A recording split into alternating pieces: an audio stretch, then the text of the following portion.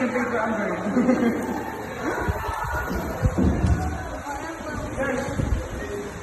Tuta po muna kayo dito sa unahan.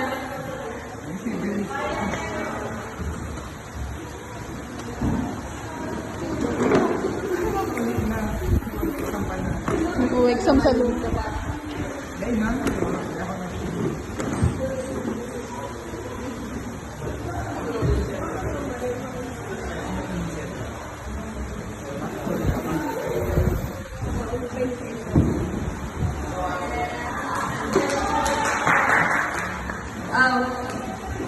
Good afternoon, everyone. So I would like to start this speech with a little quote from the book, The Little Prince. It said here, "Where are the people?" Resumed the little princess at last. "It's a little lonely in the desert.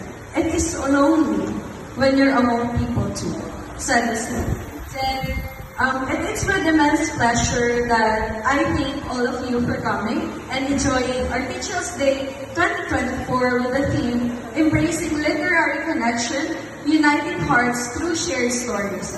And with that, I hope that you enjoy and that we will be able to share more stories and unite our hearts through said stories. Literature is the act of reading, and it helps us ease the loneliness that we may feel in our hearts. And I hope that as we continue to read more stories, to learn about literature and what being a linguist is, we also learn how to share stories with people around us and to unite with one another through the stories that we share with one another. And so, I thank you all for coming, and I hope you find yourself lost in the sea of words and imagination once again. Thank you, everyone.